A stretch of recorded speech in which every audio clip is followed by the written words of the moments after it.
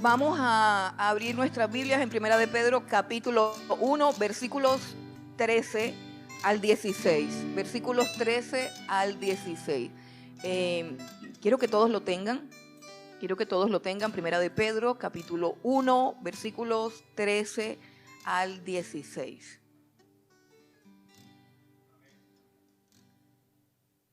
Ok, dice la palabra del Señor.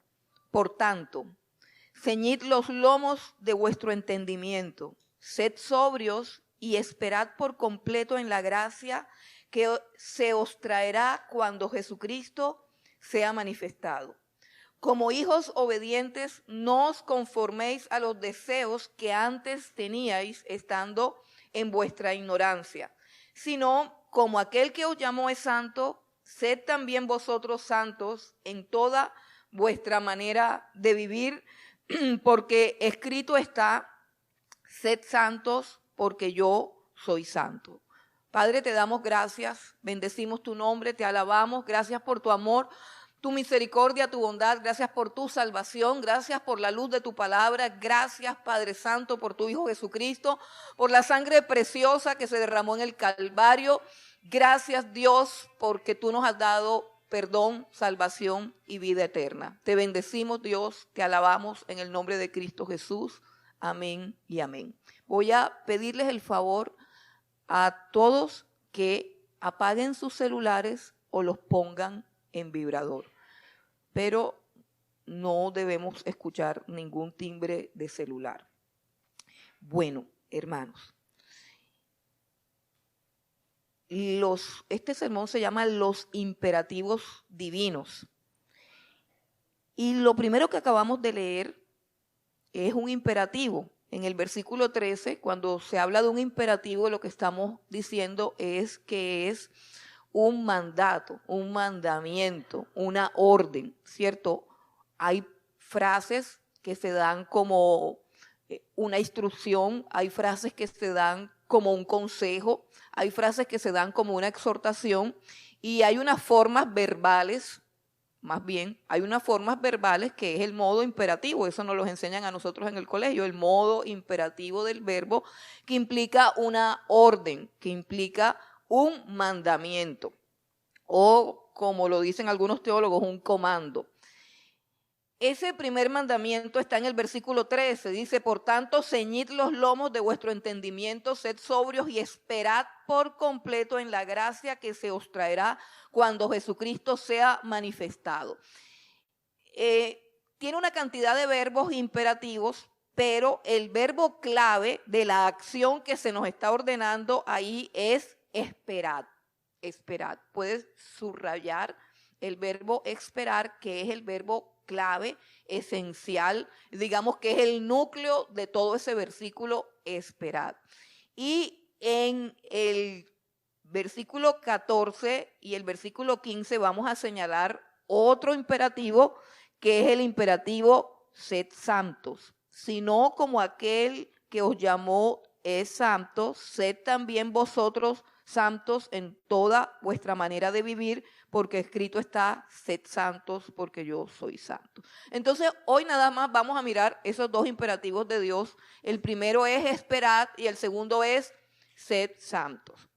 Ok, bueno, en el primero, que es esperar, tenemos que nadie puede vivir sin esperanza. Nadie puede vivir sin esperanza.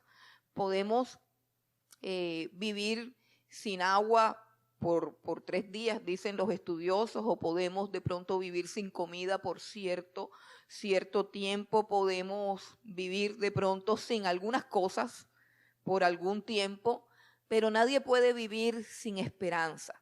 La esperanza no es un lujo, la esperanza es una necesidad vital del ser humano, porque la esperanza es lo que nos motiva a vivir y a hacer todas las cosas que hacemos. Una vida sin esperanza es una vida prácticamente de un muerto. Es una persona que está muerta y simplemente hace lo que le toca hacer porque sí, pero realmente está muerta en vida. No es posible que el ser humano viva sin esperanza. De hecho, la vida cristiana es la práctica de una esperanza que nosotros tenemos. La vida cristiana está centrada en una esperanza. Y esa esperanza de la vida cristiana es la que está aquí en el versículo 13, que es la que esperaron y esperan todos los que creen en el Señor Jesucristo. Es la bendita esperanza de los siglos. Dice, esperad por completo en la gracia que se os traerá cuando Jesucristo sea manifestado. Ahora, en este mandamiento o en este comando hay una partícula que dice por tanto ya hay una coma. Quizás para todos los que estuvieron atentos al mensaje del domingo pasado, les queda claro cuál es ese por tanto, pero quizás a los que vienen por primera vez hoy no. Por tanto, significa que hay unas razones anteriores por las cuales se está dando este mandamiento. Por tanto, significa que el mandamiento que se está dando de esperar por completo en la gracia que se nos dará cuando se manifieste Cristo es la consecuencia lógica de lo que se ha expuesto anteriormente. Por eso es necesario que nosotros tengamos grabados en nuestra mente y en nuestra memoria ese tanto. ¿Qué es eso por tanto? ¿Por tanto qué? ¿Por tanto qué? ¿A qué se refiere por tanto? Porque nos están pidiendo algo que implica todo nuestro ser. Nos están pidiendo que toda nuestra vida esté centrada en una esperanza. Nos están pidiendo que nos ubiquemos en esa esperanza y que esa esperanza controle toda nuestra vida. Dice, esperad por completo. No dice, pon algo de tu esperanza en la gracia que se te manifestará cuando Cristo venga. No, dice que debes poner toda tu esperanza en esa gracia que viene sobre ti y que se manifestará completamente cuando Cristo venga aquí en la tierra. Entonces, si hay algo que amerita que yo ponga toda mi esperanza, yo tengo que tener claro cuál es la razón por la cual Dios me está ordenando, demandando. ¿Por qué es un imperativo, hermano? Porque los teólogos que se dedicaron a esto, no yo, los que se dedicaron a estudiar los modos y los tiempos del idioma griego original en el que está escrito este texto, fue escrito originalmente en griego, y ellos saben distinguir entre los modos indicativos y los modos imperativos, y dicen que esperad por completo está en un modo imperativo que es una orden para el creyente. Y esa orden tiene que tener una razón y una causa para que nosotros podamos entender por qué nos están diciendo eso. ¿Y cuál es esa razón y esa causa? Todo lo que nosotros hemos estudiado antes de esto, todo lo que Pedro ha dicho acerca de lo que Dios ha hecho por nosotros y para nuestra salvación. Y lo primero que hizo por su grande misericordia fue hacer que naciéramos de nuevo. Y hacer que naciéramos de nuevo para que pudiéramos tener la capacidad de disfrutar de una herencia incorruptible. Porque nosotros tenemos la capacidad de disfrutar, pero de todo lo que es corruptible.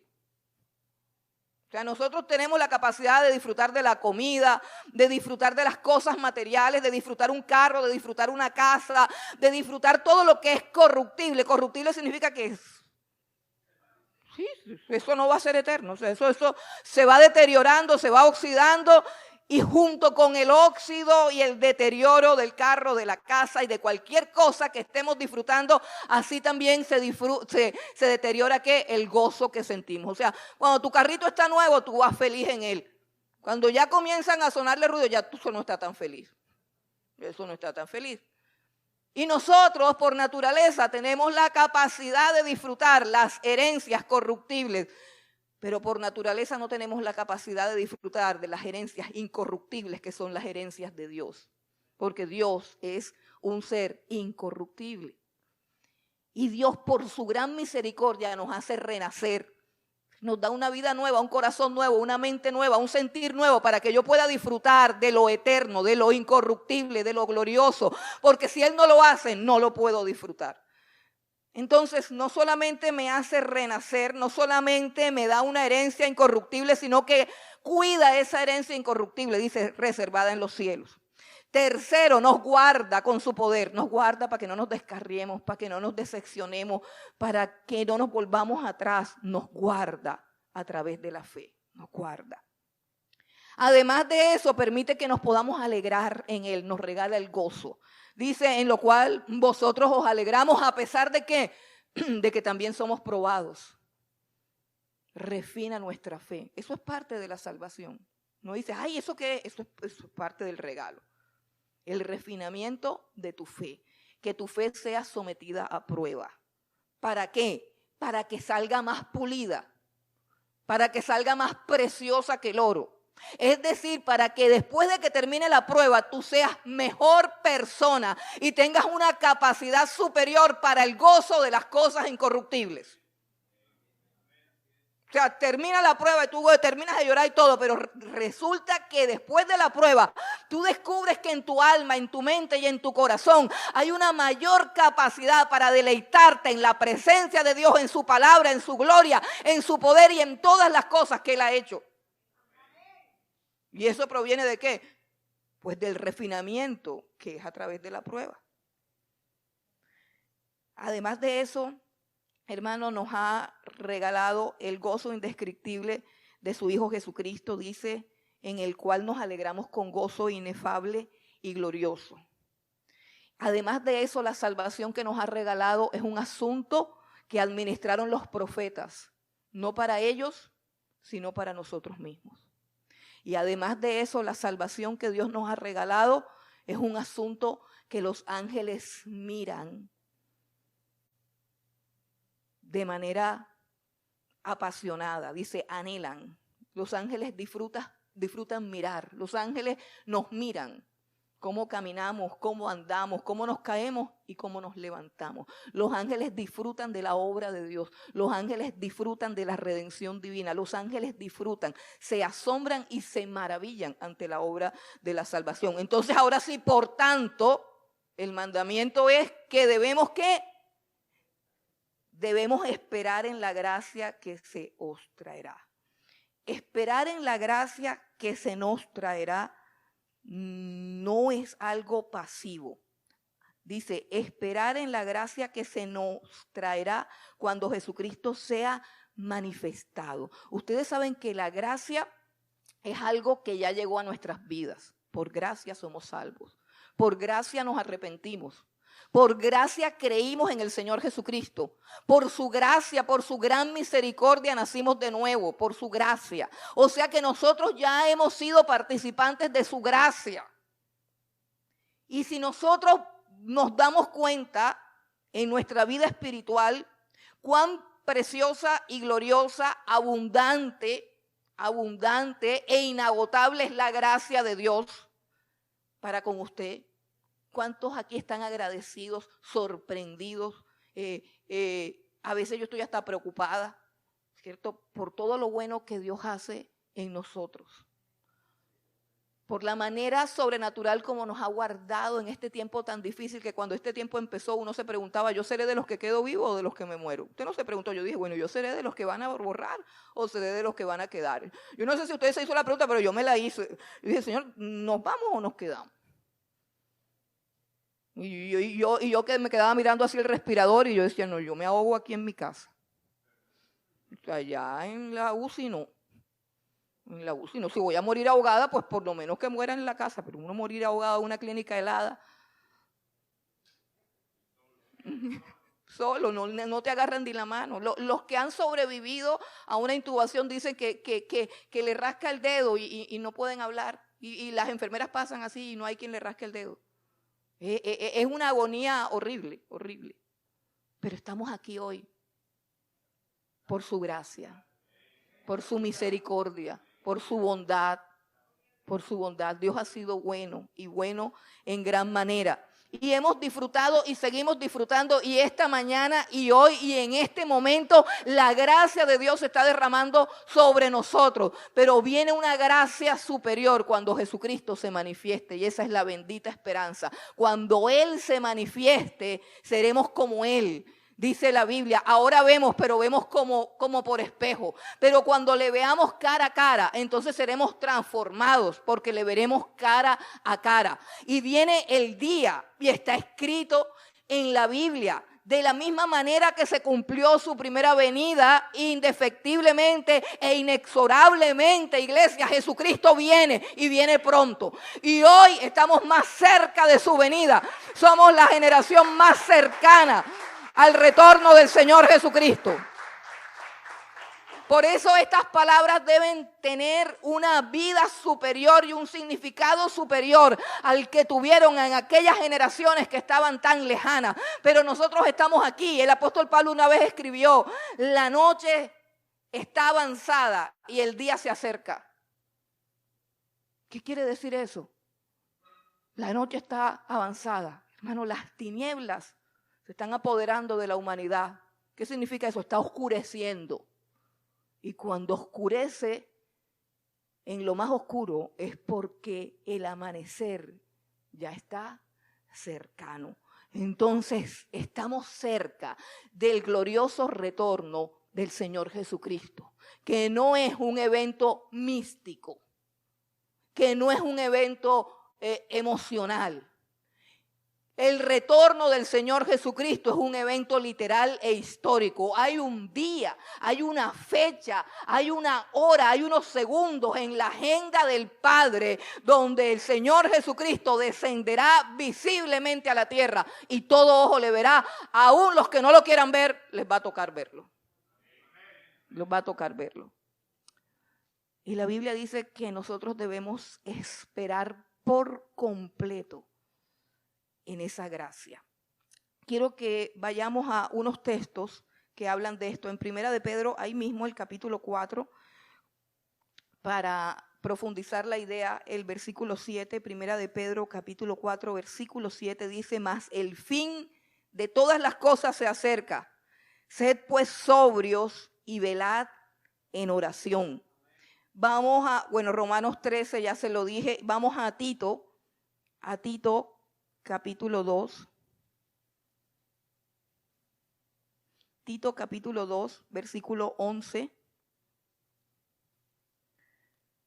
Dice: porque la gracia de Dios se ha manifestado para salvación a todos los hombres, enseñándonos que renunciando a la impiedad y a los deseos mundanos, vivamos en este siglo sobria, justa y piadosamente, aguardando la esperanza bienaventurada y la manifestación gloriosa de nuestro gran Dios y Salvador Jesucristo, quien se dio a sí mismo por nosotros para redimirnos de toda iniquidad y purificar para sí un pueblo propio, o sea, que le pertenece a Él y que es un pueblo celoso de buenas obras, o sea, que le gusta y anhela hacer buenas obras. Ok, esa es nuestra gran salvación. ¿Y qué tenemos que hacer? Dice Pedro que tenemos que esperar por completo en ella. Eso significa, en otras palabras, que tenemos que poner toda nuestra esperanza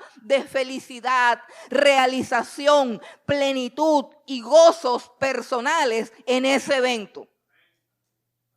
¿Sí entiende? Nunca voy a ser feliz aquí hasta que no venga Cristo. Y por haber conocido a Cristo, ya tengo un anticipo de esa felicidad. Porque dice que en Él, en su presencia, que está aquí en medio de nosotros, nos alegramos con gozo inefable y glorioso. Pero que este gozo no se puede comparar con el gozo de tenerlo frente a frente y cara a cara. Y de saber todas las implicaciones que su reinado en esta tierra va a traer. Todos nuestros sueños hechos realidad, todos nuestros anhelos de justicia, todos nuestros anhelos de paz, todos nuestros anhelos de integridad, todo lo que necesitamos de ser vindicados, todo eso será una realidad aquel día. Y aunque yo tengo el gozo de la salvación, y aunque yo tengo la alegría de su presencia, y aunque yo disfruto de la alabanza y de la adoración, no como algunos que no saben levantar las manos ni abrir la boca, pero ese es el gozo que Dios nos ha regalado. Y es el gozo que nos mantiene vivos. Es una esperanza gloriosa, valiosa, poderosa. Y Dios quiere que tú vivas con esa esperanza, que tú vivas con el anticipo del gozo. Piensa, por ejemplo, en unas vacaciones. En unas vacaciones. Son ricas las vacaciones, pero desde el mismo momento en que tú compras el tiquete, tú ya experimentas ¿qué? Gozo. Y todavía no has ido, pero tú tienes el tiquete en la mano y ya hay un anticipo de esa felicidad. Esa es la vida cristiana. Es una vida que tiene un gozo pleno, una realización plena, pero que de esa convicción, que es nuestra salvación, es como el tiquete que tú sabes que te vas. Tú sabes que te vas porque tienes el tiquete en la mano. Su palabra, su salvación, sus promesas. Y nuevamente dice que hay que poner toda la esperanza en eso. Pero cuando a nosotros nos hablan de esperar, eso nos suena feo, porque a nosotros nos gusta el protagonismo. A nosotros nos gusta hacer cosas. A nosotros nos gusta tomar la iniciativa y hacer las cosas a nuestra manera. Y las grandes crisis de fe y los grandes errores que los hombres de Dios, incluidos nosotros, hemos cometido, ha sido ¿por qué? Por no saber esperar.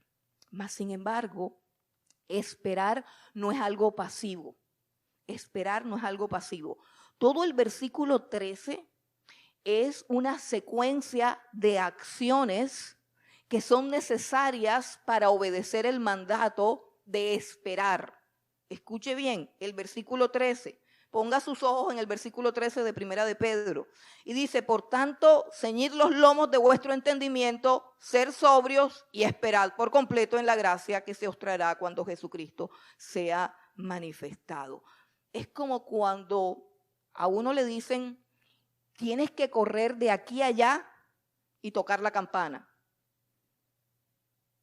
La orden es correr y tocar la campana. Pero te aclaran que tienes que arremangarte los pantalones bien para que no te caigas, soltar algunas cosas que te están estorbando. Y todas esas especificaciones tienen que ver con lo que tú tienes que hacer para cumplir el mandamiento de esperar. Y Pedro, como es un judío y está en esa época en que se hacía esto, dice, por tanto, ceñid los lomos de vuestro entendimiento. Ahora están de moda las Biblias modernas, las Biblias con traducciones más claras, y es válido usarlas para entender mejor. Hay una traducción que dice, por tanto, preparar la mente para trabajar.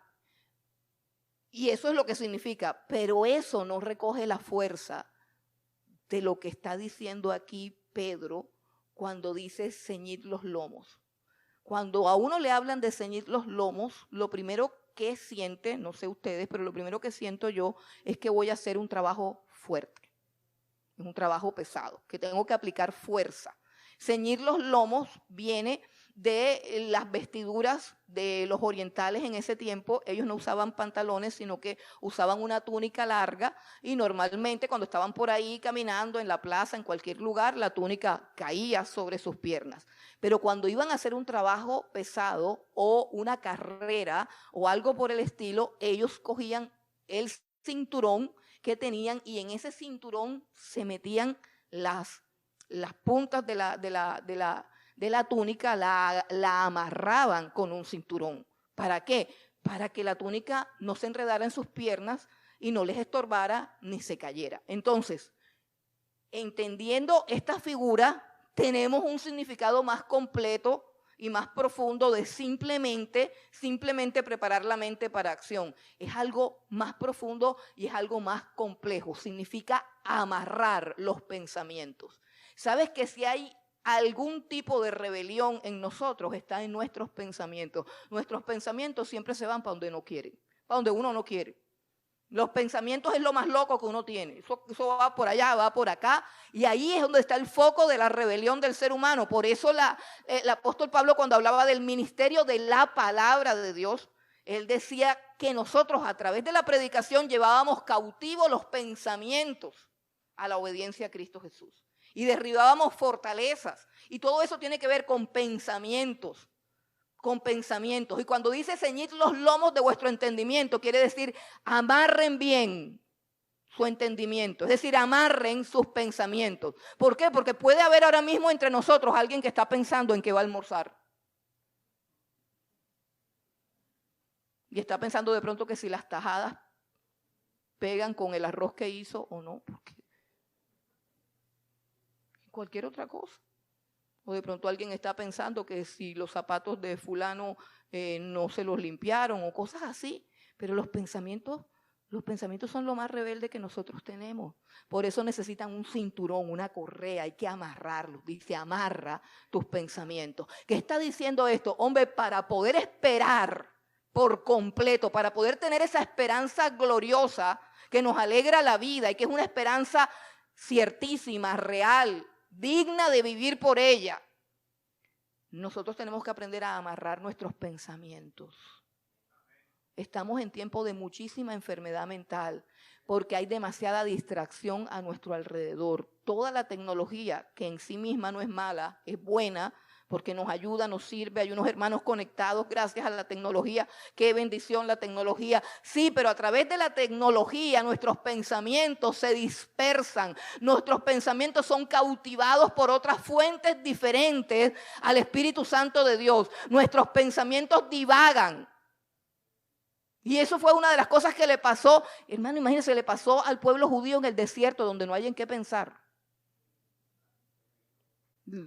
Dios escribió en un salmo que no me acuerdo el número ahora, dice, pueblo es que divaga en sus pensamientos y nunca conocieron camino de paz. O sea, era un pueblo todo angustiado. Ay, nos vamos a morir del hambre. Ay, van a matar a nuestros hijos. Ay, no sé qué. Ay, ahora vienen los escorpiones. Ay, ahora no sé qué. Y ahora el Moisés ese que es un sinvergüenza con la mujer cosita. Y ay, no sé qué. Y andaban y pensaban en todo menos en lo que tenían que pensar. Hermano, y no tenían celular. No había propaganda, no pasaba el camión de la Coca-Cola con la chica en bikini, no pasaba nada, no pasaba nada, eso era un tierrero. Y aún así todavía pensaban mal. Hermano, ¿qué se deja para nosotros? ¿Qué se deja para usted que sale a la calle y ahí está la abominación desoladora enfrente? No la tiene que ir a buscar, ahí está. Usted verá qué hace con ella. Pero ahí está, a un clic. A un clic, la distracción está a un clic. Ahora los chicos tienen la Biblia en el celular. O sea, todo revuelto. Usted sabe lo que uno puede encontrar en un celular de un pelado. Hermano, si los tienen con clave para que uno ni se asome por ahí. ¿Usted sabe cuántos demonios hay en un celular de un muchacho? O de un hombre o de una mujer. Eso, hay una demoniera terrible ahí. Y como para que quede bonito, la Biblia descargada, audible y con muñequitos, como usted lo quiera, y todo lo demás también descargado. Entonces, un joven ahora puede estar escuchando el sermón y estar chateando por allá también. La mente está dividida, la mente está perdida, los pensamientos están dispersos. A una generación así no le puede aparecer la gloria de Dios. A una generación dispersa, una generación que no enfoca sus pensamientos. Y estoy hablando a los jóvenes que los veo por aquí. Jóvenes, aprendan a pensar, aprendan a dominar su mente. Ustedes quieren dominar el mundo, no, el único mundo que hay que dominar es la mente suya. El que domina su mente domina todo lo demás. Pero si nosotros no dominamos ni nuestros pensamientos, ¿de dónde viene la depresión? De un pensamiento que empieza a dominarnos. La depresión en sí, coja usted a cualquier persona y uno dice, pero ¿y por qué está deprimido? Si está vivo, tiene salud, tiene todo. No, es que la depresión es un pensamiento que termina dominándote, recurrente. Todos son pensamientos. Todo tiene que ver con el mover de tu mente. Y Dios dice, ahí es donde te tienes que poner el cinturón. Y no es que, yo voy a hacer unos ejercicios aquí para concentrarme. No, un cinturón es amarrado, hermano. amarrados los pensamientos. Amarrados los pensamientos. Y continuamente los pensamientos vienen y van. Pero hay que amarrar la mente a la palabra de Dios. Y una de las cosas por las que hemos bregado por años es que usted tenga la palabra de Dios en su corazón. Porque si usted tiene la palabra de Dios en su mente y en su corazón, usted puede colocarse ese cinturón. De hecho, cuando la Biblia habla de la armadura del creyente, habla de el cinturón de la verdad, porque la verdad amarra. ¿Cómo actúa Satanás? A través de mentiras, a través de engaños, a través de sensaciones, a través de emociones, de pensamientos difusos que vienen a tu mente. Pero la palabra de Dios es tan recta, es tan poderosa, es tan reconfortante. Yo puedo sobrevivir, pareciera que a mí no me da depresión, que a mí no me da angustia, que a mí no me dan ganas de irme lejos, que a mí no me dan ganas de tirar todo. Sí, todo eso me da. Pero yo tengo un remedio. Y continuamente vienen personas que buscando el psicólogo y que buscando no sé qué. No funciona nada, no funciona nada. La palabra de Dios funciona. Créeme, la palabra de Dios funciona. Comienza por un texto bíblico, empieza a repetírtelo a tu mente. Como decía Joy Jones, que decía, predícale a tu alma, porque tu alma es la que se tiene que convertir. Nosotros queremos convertir a la gente. Queremos convertir a los hijos, queremos convertir al marido, y nosotros vivimos en angustia. Mira, si tú estás en angustia es porque tu alma está en rebelión contra Dios, porque Dios es un agente de paz. Entonces, si tú tienes las herramientas, o sea, tienes el cinturón de la palabra de Dios para amarrar todos esos pensamientos de que no vales nada, de que el mundo se va a acabar, de que tu marido te va a dejar, de que nadie te quiere en la iglesia, de que, bueno, no sé, de que la plata se va a acabar, de que el negocio va a quebrar, en fin, no sé, de que eres una porquería, de que eres un desastre, de que porque eres tan feo, de porque eres tan fea, o sea, yo no sé, cada mente tiene un paquito. Pero qué sencillo es quitar el paquito y poner el paquito de Dios. Un paquito que te dice que desde antes de la fundación del mundo Él te escogió para que fuese santo y sin mancha. Si yo soy esto y esto y esto y esto, pero te escogió Dios antes de que tú hicieras esto y esto y esto. Mire, yo comienzo a predicarme a mí misma la palabra de Dios y a los 5 minutos ya se acabó todo. No, 5 minutos es mucho, en menos tiempo. En menos tiempo la palabra actúa. Es cuestión de que le dejes correr a los pensamientos tontos y vanos y terminas en el borde de un balcón preguntándote si te tiras o no te tiras. Y eso está pasando porque la iglesia de hoy vive de emociones y sensaciones. Y las emociones son buenas. Yo cuando estoy ahí, yo siento una cantidad de cosas. Siento que subo al cielo y vuelvo y bajo, siento una cantidad de cosas. Pero yo mañana me voy para la casa y me tengo que levantar. Y hay que hacer desayuno y hay que lavar los platos y eso no da ninguna sensación. Y la pregunta es, ¿y Dios no está ahí contigo? Sí está.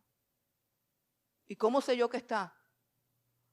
Es que yo lo siento cuando enjuago el plato. No, yo no siento nada de eso.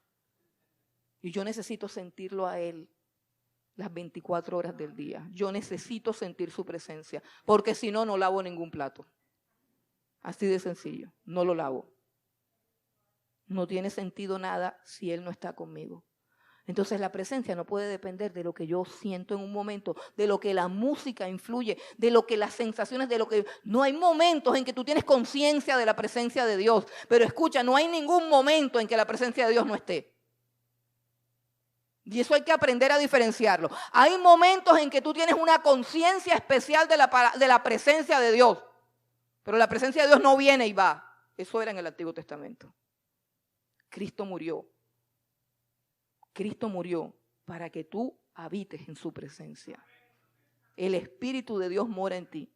Si lo tienes amarrado, si lo tienes suelto, eso es un problema personal. Pero yo necesito su presencia y la única forma la única forma de tener la certeza de su presencia es que Él me diga, yo estoy aquí. Hay veces que entras a tu casa y no sientes nada, no sientes ningún ruido. Y tienes que decir, hay alguien aquí. Y si hay alguien, esa persona dice, aquí estoy. Si nadie te contesta porque no hay nadie. Pues lo mismo sucede, la presencia de Dios es cuando Él te habla. Y esta palabra de Dios es viva y es eficaz. No es que yo haga a Dios hablar, es que Dios está ahí. Tú nada más abres la Biblia y Él está hablando. Él está hablando. No es un libro muerto. Toda la escritura es inspirada por Dios. Tiene la vida de Dios. Toda la escritura es viva y eficaz. La palabra de Dios es viva y eficaz. Lo que no está viva es la hoja ni la letra. Pero cuando yo leo la letra, la vida de Dios comienza a entrar en mi mente entenebrecida. Y yo comienzo a entender que todas las locuras que estoy pensando son mentiras del diablo. Y vuelvo a qué? Al gozo inefable de su presencia, que no es una emoción ni una sensación, sino un estado de paz y de esperanza. Un estado de paz y de esperanza. Entonces, yo necesito, número uno, ceñir los lomos de mi entendimiento. Yo tengo que empezar a mirar cuáles son esos pensamientos que me desconcentran. ¿Cuáles son esos pensamientos que me aniquilan? ¿Cuáles son esos pensamientos que me deprimen? ¿Cuáles son esos pensamientos que me atemorizan? La Biblia dice desde el Génesis hasta el Apocalipsis, no teman. Y no está diciendo que no te va a pasar nada, te está diciendo sí te va a pasar, vas a pasar por el fuego, pero vas a salir bien, no te va a quemar. Esa es la fe. La fe no es no hay fuego, no hay agua, no, sí hay un fuego, hay una prueba, hay un refinamiento. Hay una disciplina, pero el resultado de toda esa experiencia siempre es un mayor peso de gloria, como decía el apóstol Pablo. Siempre debe ser en el creyente un mayor peso de gloria. No dejes que tus pensamientos divaguen, no tengas la mente desordenada, dispersa, ansiosa. Eso enferma. Y repito, estamos en el siglo de esa enfermedad. Y tenemos la herramienta para ser personas sanas mentalmente. La única herramienta, la palabra de Dios. La segunda cosa que hay que hacer para que entendamos que esperar por completo en la gracia de Dios no es algo pasivo, o sea, simplemente me siento y no hago nada. No, dice, ceñid los lomos de vuestro entendimiento, y la segunda cosa es, sed sobrios, sean sobrios. ¿Qué significa sobrio? Sobrio significa que está, como dice el término jurídico, en pleno uso de todas sus facultades mentales. Que no hay nada que le esté nublando la mente o la capacidad de discernir o entender. Que su mente tiene una lucidez total, sean sobrios. Hemos aprendido y sabemos, quizás por experiencia, algunos, que hay algunas sustancias que quitan la sobriedad de la mente, como el alcohol, como las drogas, como algunas pastillas, algunas cosas. Pero resulta que también hay otras cosas que nos quitan la sobriedad. El apóstol Pablo escribió, todo me es lícito, pero no todo me conviene. Y hay muchas cosas, programas de televisión, películas, revistas, compañías, conversaciones, hobbies. Hay muchas cosas, y no estoy diciendo que no se pueda ver televisión. Aquí no somos una iglesia legalista. Yo no estoy diciendo que no se pueda ver televisión, aunque ya casi no hay nada que ver. No hay nada bueno que ver. No encuentro nada que edifique, pero yo no puedo decir que sea pecado ver televisión. Usted, si tiene el Espíritu Santo, tiene que saber cuáles son las cosas que le dan a usted lucidez. El ser humano tiene como una, así como normalmente en el mundo, cuando está llegando el fin de semana, están buscando qué es lo que van a tomar para embriagarse. ¿Por qué queremos buscar embriagarnos? Porque la realidad que vivimos, porque el discurrir de nuestra mente en nuestra realidad no nos gusta. O sea, nosotros nos queremos olvidar de todo, de lo que somos, de lo que tenemos, de todo. O sea, buscamos el alcohol para escapar. porque no estamos contentos, porque estamos frustrados, porque estamos vacíos, porque nuestra vida no tiene sentido, porque no nos gusta, porque no sabemos para dónde vamos. Entonces la solución es tomar algo para que se nos olvide y crear en nosotros una sensación falsa de felicidad. Y por eso es que esa industria de las bebidas embriagantes y de la drogadicción es una de las industrias más poderosas del mundo. La droga, todo lo que te haga sentir que eres feliz, aunque realmente no lo eres. Y está diciendo sean sobrios, es decir, olvídense de eso. Olvídense de todas aquellas cosas. Y repito, no será alcohol, no será droga. No creo que haya ningún alcohólico ni ningún drogadicto aquí entre nosotros, pero puedes tener una adicción. Y hoy en día la droga más fuerte que está destruyendo a nuestros jóvenes es la droga de la tecnología, los juegos adictivos. Hay personas que juegan unos juegos y literalmente no se pueden despegar. Y si pierden, experimentan un sentimiento de frustración que parece que de verdad hubieran perdido algo y no han perdido nada. ¿Qué perdieron? Que el muñequito que tenían que matar no lo pudieron matar. O el muñequito que ellos tenían que matar los mató a ellos, porque todos los juegos consisten en eso, en quién mata a quién. Hasta donde yo sé, pues no sé qué más habrán inventado. Pero todo tiene que ver con matar. Y entonces si no logré matar tantos muñequitos, experimento un sentimiento de frustración como si de verdad algo grave hubiese pasado. Y toda ese subir y bajar de emociones como un carrusel se nos convierte en una droga, porque eso es lo que experimenta y busca un drogadicto, subir y bajar las emociones. Así que cada uno de nosotros debe examinar con qué se droga,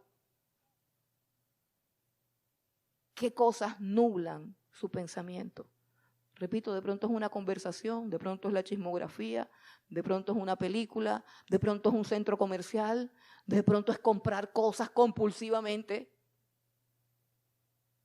Pero tú tienes que identificar cuál es tu alcohol, cuál es tu droga, cuál es tu pepa, si la tienes. Porque si Pedro escribió aquí sean sobrios, es porque hay momentos en que el cristiano pierde su sobriedad. O sea, la Biblia no fue escrita así como por...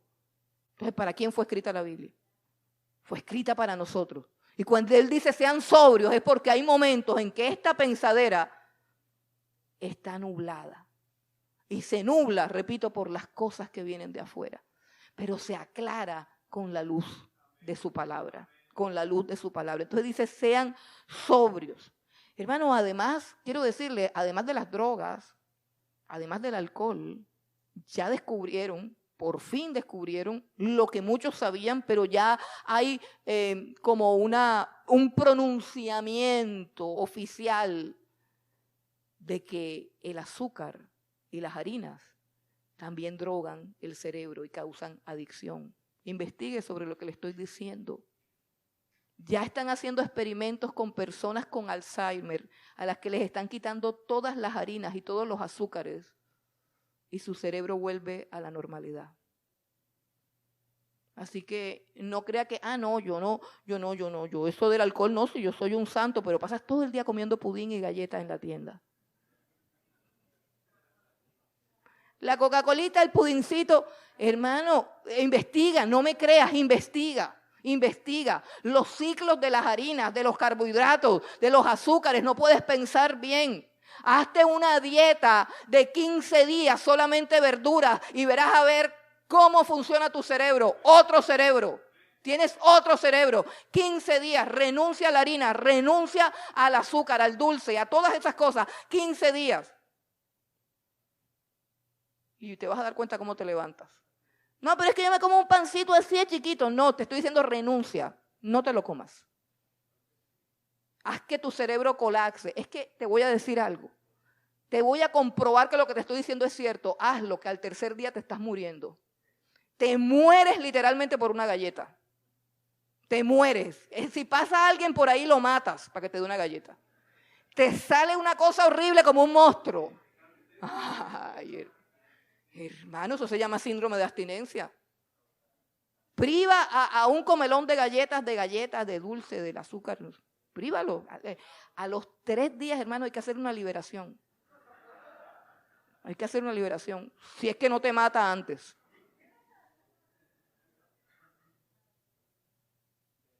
Sed sobrios. Y yo digo esto y encuentro, y siempre lo he dicho, Jonathan Edwards escribió 70 resoluciones para ser un buen creyente, para agradar a Dios, no para ganarse la salvación, no, porque era salvo. Él quería ser grande para Dios. Y escribió 70 resoluciones, de las cuales la que más me impactó fue cuando él dijo: me propongo por la gracia de Dios comer frugalmente a fin de tener tiempo para el estudio bíblico y lucidez mental para estar en la presencia de Dios orando. Y usted no se ha dado cuenta que a veces cuando uno dice voy a orar, el cerebro enseguida apaga. Y dice, no.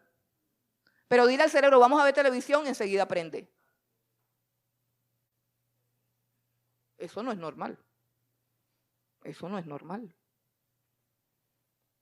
Y Jonathan Edwards dijo, me propongo, con la gracia de Dios, con la ayuda de Dios, me propongo comer frugalmente. Y yo decía, ay, hermano, yo era tan bruta que yo decía, que va a comer puras frutas.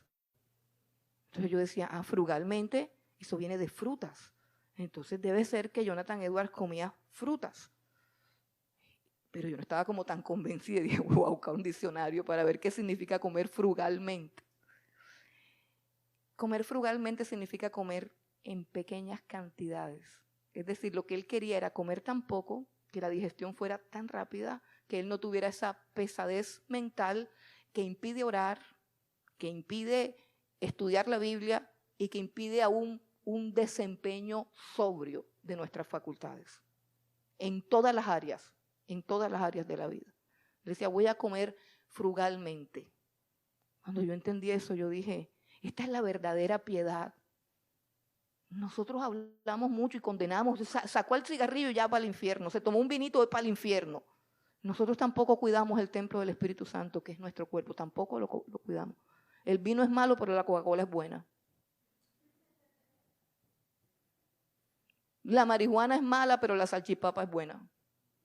Esos son nuestros códigos. Y el que come salchipapa es un cristiano chévere. Comelón.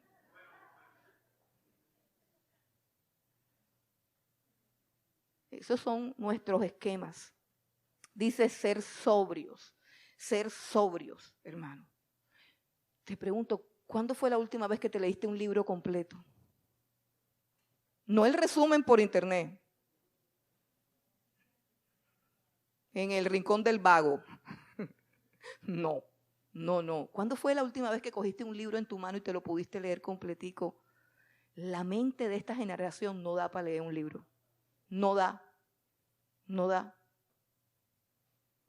Un hombre descubrió esto. Con el tiempo descubrió un hombre que escribió un libro que se llama Superficiales. Él descubrió que antes era un buen lector y que de un momento a otro comenzaba un libro y ya no podía terminar y se dio cuenta que su capacidad de análisis había sido reducida. Y hizo un experimento y se fue por allá por la montaña y se olvidó de internet, se olvidó de celulares, se olvidó de todo y recuperó toda su capacidad. Y él escribió un libro que se llama Superficiales.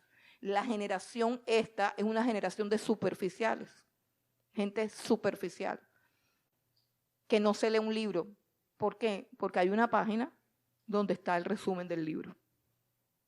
Y su mente no da para continuar una lectura así.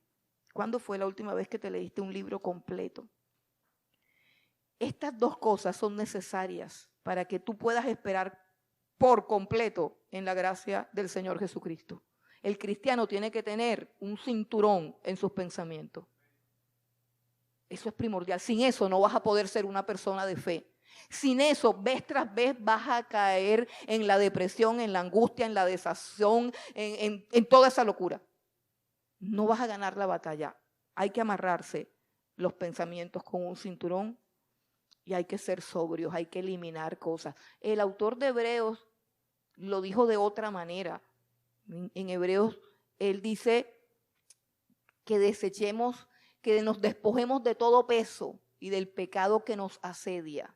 Despojémonos de todo peso. Esas son las cosas que distraen, que no son pecaminosas en sí mismas, pero nos distraen. No, de pronto es tu hijo, de pronto es tu mamá, de pronto es tu abuela, pero no te deja No te deja concentrarte en las cosas de Dios. ¿Quién? Tu abuela, tu mamá, tu tío. Por eso Jesús dijo, el que no aborrece a su padre y a su madre. Si tú, para poder ser dignos, dice, no es digno de mí, no es digno de mí. Aquel que me pone por debajo de su mamá o de su papá, no es digno de mí. Entonces, sed sobrios y velad. O como lo decía el Señor Jesucristo, si tu ojo derecho te es ocasión de caer, pues sácatelo. Bueno, y vamos al segundo comando, porque ya nos cogió el tiempo. Dice el versículo 14, como hijos obedientes, no os conforméis a los deseos que antes teníais, estando en vuestra ignorancia, sino como aquel que os llamó es santo, sed también vosotros santos en toda vuestra manera de vivir, porque escrito está, sed santos porque yo soy santo. Entonces el segundo comando es ser santo. A ver, ¿qué piensan cuando hablamos de santidad? ¿Qué te llega a la mente cuando hablamos de santidad? Es probable, si tienes mucho tiempo en el mundo cristiano evangélico, es probable que cuando te digan santidad, viene a tu mente un cristiano amargado, un cristiano gruñón, un cristiano vestido de forma muy, muy anticuada, bien tapadito, bien anticuado. Probablemente pienses en alguien hipercrítico, en alguien que todo lo condena, en alguien que no se ríe, en alguien que es infeliz, no disfruta la vida, porque es que eso es lo que es un santo, una persona aburrida, una persona amargada, una persona que condena a todo el mundo, una persona que se viste raro. Eso es un santo. Y si tú tienes ese concepto, probablemente esto estorbe tu vida espiritual. Tu crecimiento espiritual va a estorbar. Ese concepto va a estorbar tu crecimiento espiritual. ¿Por qué? Porque tienes un concepto equivocado de lo que es ser santo. Tienes un concepto que te enseñaron en un lugar donde no conocían ni entendían la santidad de Dios. Y esos son los conceptos que andan por ahí. Alguien que no come de esto, alguien que no hace esto, alguien que no dice, alguien que, en fin, un santurrón no es lo mismo que un santo. Eso produce resistencia al tema de la santidad. Sin embargo, nosotros somos un pueblo que ha sido llamado a ser santo. Somos un pueblo que ha sido llamado a ser santo porque el que nos llamó es santo. Pero ojo, porque nosotros somos un pueblo que también ha sido llamado a ser gozoso. Somos un pueblo llamado a ser gozoso. Así que en la Biblia y en el carácter y en la mente de Dios, el gozo y la santidad siempre van de la mano. Es en nuestra mente y en la mente de Satanás en la cual el gozo no va con la santidad, sino con el pecado. Ese es el engaño del pecado. Satanás siempre quiere que tú pienses que el gozo lo consigues a través del pecado. Y eso es falso. El gozo lo creó Dios. El gozo es creación de Dios. El jardín donde Dios puso al hombre se llama el Edén, que significa delicia. Y el diablo nunca jamás ha podido ni podrá crear nada que produzca gozo. Él lo único que hace es que coge los gozos de Dios y los contamina. Para que al hacer tú un uso indebido de ese gozo, te amargue la vida con la culpa después de que has hecho lo que no tenías que hacer. No sé si me entendieron. Él destruye el gozo de Dios, el gozo genuino, el gozo santo que creó Dios para nosotros. Él lo pervierte, Él lo tuerce de tal manera que cuando tú lo disfrutes, luego después te sientas culpable. Pero eso fue lo que Él hizo. Dios no quiere eso para nosotros. La santidad y el gozo siempre van juntos. Escucha, la santidad y el gozo siempre van juntos. El uno acompaña al otro siempre. Es más, nadie puede tener pleno gozo si no anda en santidad. Nadie puede tener cualquier gozo que tú experimentes, es un gozo inferior. Cualquier gozo que tú experimentes sin la santidad es un gozo que luego te pasa una factura de culpa, de amargura y de rabia. Cualquier gozo robado, por decirlo así. La santidad y el gozo siempre van juntos. Yo te hago una pregunta, algo sencillo. ¿Cuándo tratas tú mal a alguien? ¿Cuando estás contento o cuando estás triste? Nosotros pecamos contra las personas cuando estamos mal. Nadie peca contra nadie cuando está feliz. Cuando una persona está feliz, comparte. Cuando una persona está amargada, se replega y retiene. Cuando una persona tiene rabia o tiene tristeza o tiene depresión o se siente miserable, insulta a todo el mundo. Esas personas que ofenden, que hieren, son personas que están heridas y no tienen gozo en su corazón. Una persona feliz nunca roba. Una persona feliz nunca hace daño. Porque la felicidad siempre nos inspira a la santidad, a la justicia, a lo correcto, al amor. Entonces, gozo y santidad siempre van juntos. Ahora, ¿qué significa santidad? ¿Qué significa santidad? En la definición más común de santidad es estar separado. Santo significa separado. Estar separado de todo lo que es sucio, de todo lo que es malo, de todo lo que es defectuoso. Santo es algo que está apartado. Por ejemplo, en el Antiguo Testamento el sábado era santo porque estaba apartado y no se podía hacer en el sábado ninguna actividad, sino simplemente adorar a Dios, bendecir a Dios y descansar. Los sacerdotes eran personas de entre el pueblo que estaban separadas. ¿Para qué? Para servirle solamente a Dios.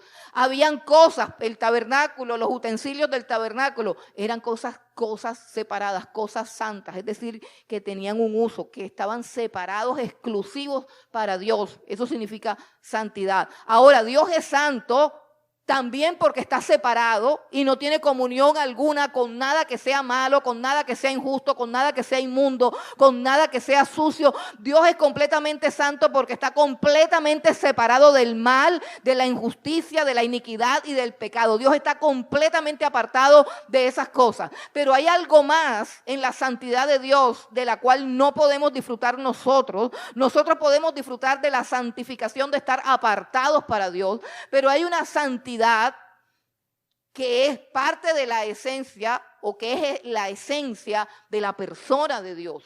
Dios es santo no solo porque está apartado, sino que Dios es santo porque su misma esencia es santa. Es decir, Dios pertenece, por decirlo así, Dios pertenece a una categoría de seres, de la cual categoría el único es Él, santo. Esa categoría se llama los seres santos. ¿Quiénes hacen parte de la categoría de los seres santos? Únicamente Dios. Únicamente Dios. Es su esencia misma, la esencia misma de su ser. Ahora, para que nosotros entendamos un poquito más la santidad, yo quiero mostrarles un ejemplo que me parece supremamente apropiado y habla de que hay tres cosas que tenemos que diferenciar de la persona de Dios y son la santidad de Dios, la gloria de Dios y la justicia de Dios. Es muy fácil confundirnos entre las tres, pero las tres son diferentes. La gloria de Dios es la manifestación visible de lo que Él es, o sea, de su santidad. La gloria de Dios es lo que podemos ver. Por ejemplo, la gloria de Dios la vemos en toda la creación. La gloria de Dios la vimos en la manifestación del Señor Jesucristo. Él es el resplandor de su gloria.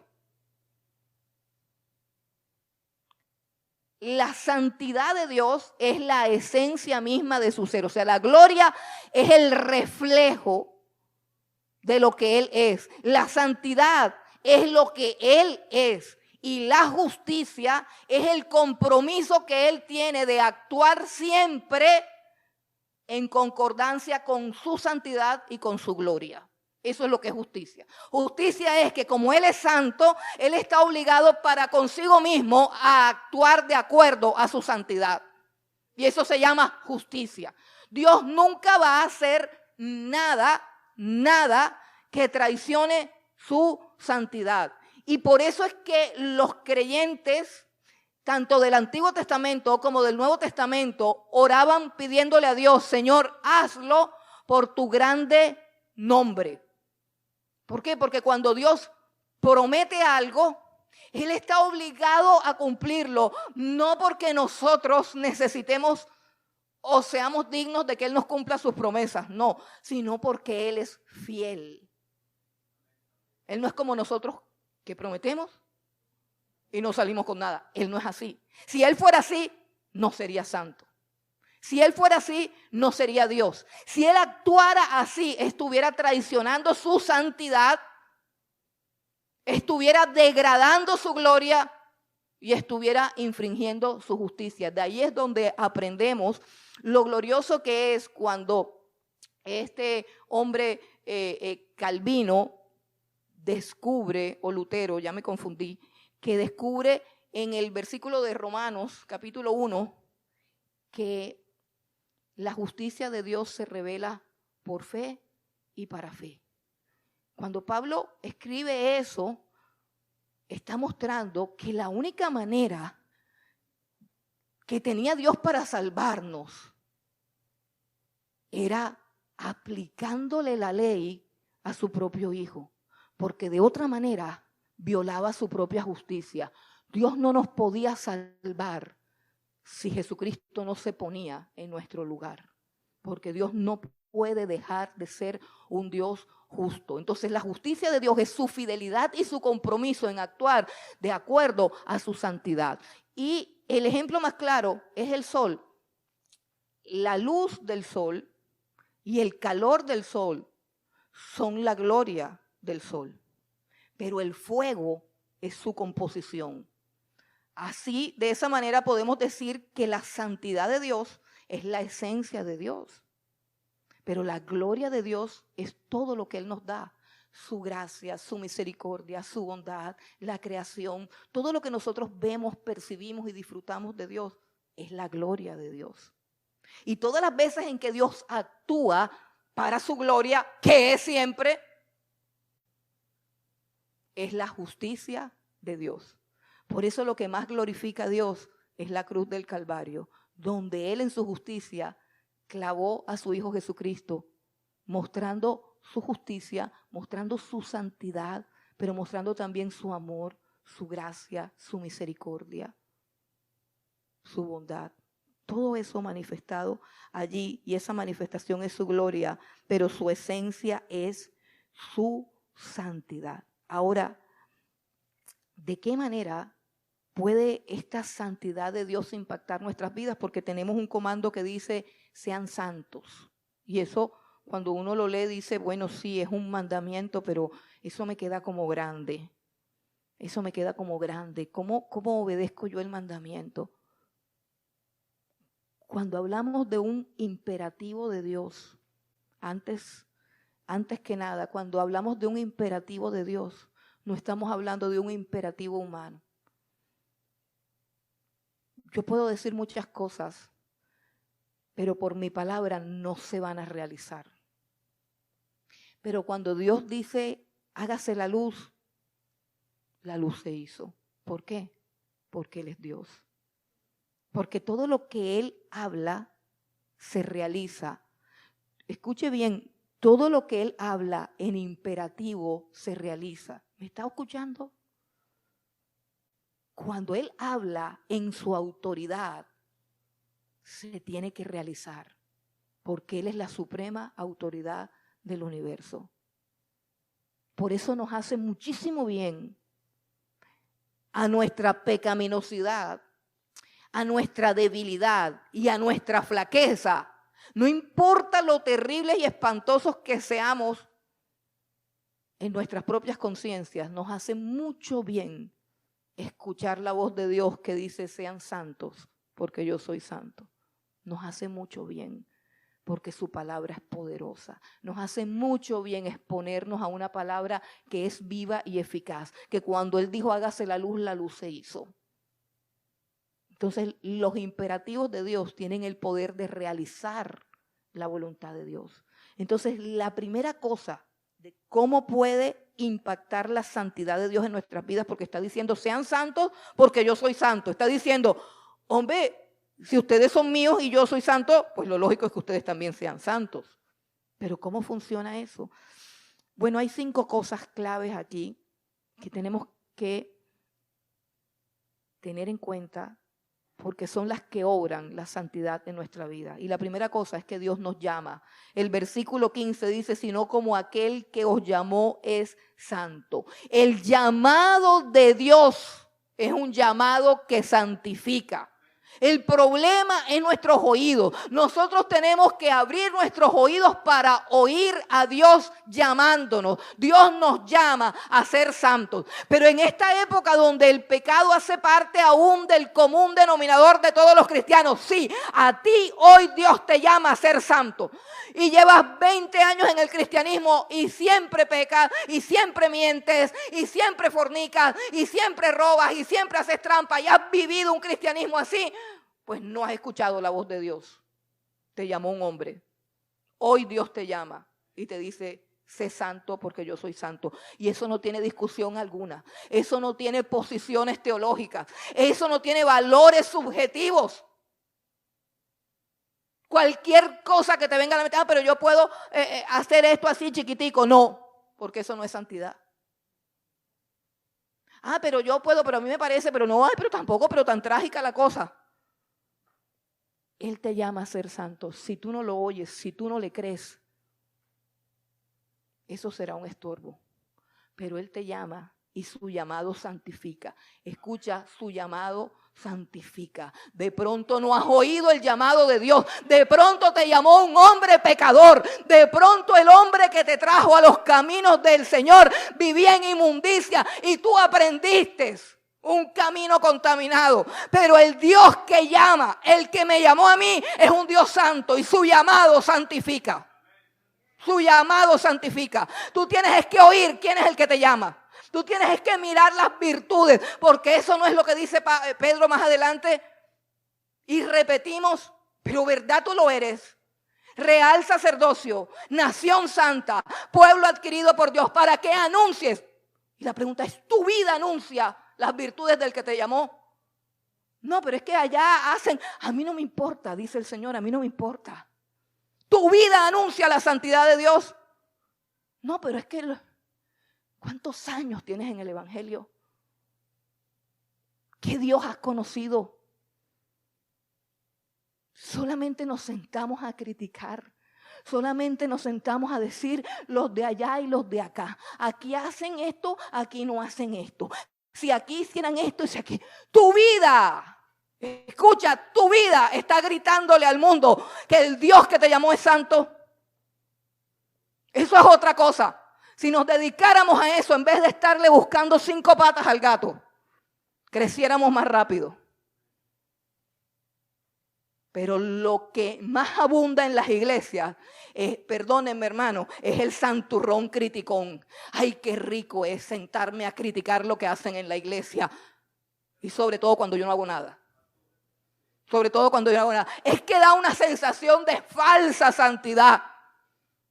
Cuando yo digo, no, pero es que allá, ay, mira, se subieron al altar sin rasurarse o sin peinarse. Oh, santidad. Hermano, eso no es lo que dice Dios en su palabra. Lo que dice Dios en su palabra es que revises tu vida. ¿Y entonces qué significa ser santo? ¿Qué significa ser santo? Mira, aquí en la escritura dice clarito. El versículo 14 es lo contrario de ser santo. Lee los 2 versículos. Esto se llama comprensión de lectura. El que no entiende es porque no quiere entender. Porque no quiere entender. El versículo 14 dice, como hijos obedientes, no se conformen a los deseos que antes tenían estando en vuestra ignorancia, sino como aquel que os llamó es santo, sean también vosotros santos en toda vuestra manera de vivir. ¿Qué está diciendo? O sea, Tú conoces el color negro cuando te muestran el blanco. Dice, mira, este es blanco, ¿cierto? Y este es negro. Entonces, negro es ese y blanco es este. Entonces aquí te están diciendo lo mismo.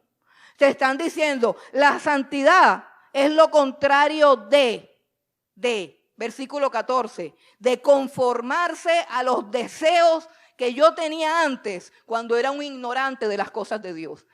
No es que yo deseo ser rico, pues tienes avaricia. No es que yo deseo chismosear, eres un chismoso. No es que yo deseo mirar al Señor de allá enfrente, eres fornicario, eres adúltero. No es que yo finalmente lo que deseo es ver televisión, yo lo que deseo es dormir, yo lo que deseo es plata, yo lo que deseo es fama, yo lo que deseo. Lo contrario de la santidad es que tú te conformes con los mismos deseos que tenías antes de conocer a Dios. Entonces ahí tú tienes que pasar revista. Cuando tú conociste a Dios, cambiaste de deseos o tienes los mismos deseos. Tienes los mismos deseos, tienes los mismos anhelos de dinero, de bienestar, de ropa, de fama, de gloria, solo que los has traído ahora para la iglesia y eso es un problema. Los deseos es lo más profundo que hay en el corazón. Lo primero es, Dios nos llama a ser santos. Dios nos llama a ser santos. Lo segundo, Dios nos convierte en hijos suyos. Dice, como hijos obedientes. Como hijos obedientes. ¿Cómo dice la Biblia que nos convierte Dios en sus hijos? A través del Señor Jesucristo. Pero a los que los recibieron, a los que creen en su nombre, se les dio la potestad de ser hechos hijos de Dios, los cuales no son engendrados de hombre y mujer, sino de la voluntad de Dios. Un nuevo nacimiento. ¿Para quiénes? Para los que Él llama y para los que Él adopta como hijos suyos. Y finalmente lo está haciendo Él, ¿cierto? No nos está santificando Él, no te llamó Él a una vida santa, no te hizo hijo suyo dándote su espíritu y convirtiéndote a ti, tu cuerpo, en templo de su espíritu, para que ya no seas un fornicario, para que ya no seas un ladrón, para que ya no seas un mentiroso, sino templo del Espíritu Santo. Eso es santidad y eso lo hace Dios. A eso fue que Dios te llamó. Por eso fue que te convirtió en su hijo. La tercera cosa, dice, como hijos obedientes no se conformen a los deseos que antes tenían, estando en vuestra ignorancia. Hermanos, ahora vemos las cosas de manera diferente. Una de las cosas que hace Dios para santificarnos es quitarnos la ignorancia, quitarnos la venda de los ojos, permitir que veamos lo que antes no podíamos ver.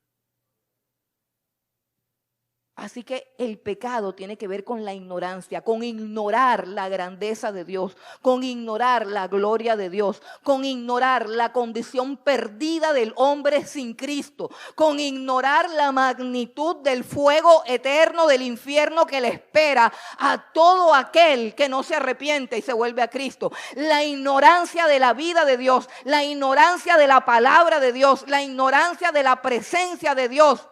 Una mente completamente entenebrecida. No podíamos ver a Dios. Ahora vemos todo diferente porque ahora las cosas ocupan el puesto que tienen que ocupar. Lo que tiene valor está por encima de lo que no tiene valor. Pero antes le dábamos valor a lo que no lo tenía.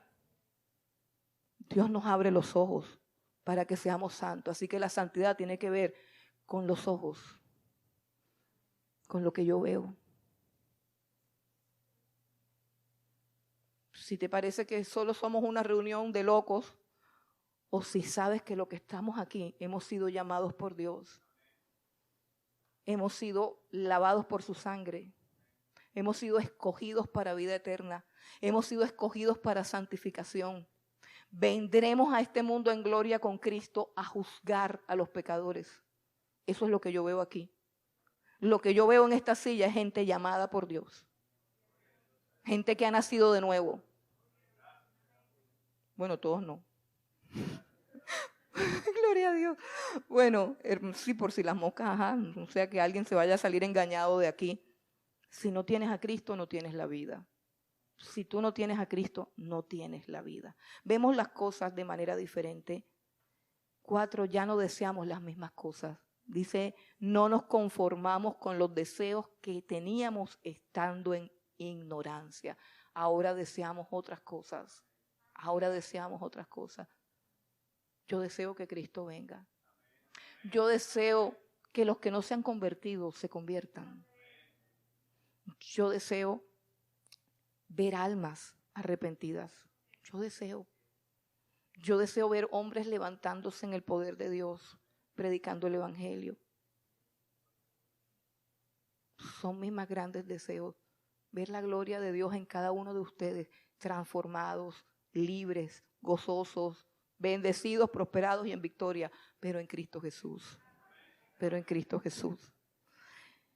Ya no deseamos las mismas cosas. Óyeme, y por mucho que tengamos que luchar contra algunos deseos pecaminosos, porque ven conmigo al capítulo 2 de Pedro, en el versículo 11, y mira lo que dice, 2:11, dice, amados, yo os ruego como extranjeros y peregrinos, que os abstengáis de los deseos carnales que batallan contra el alma. Es decir, sí, hay algunos deseos ahí, carnales,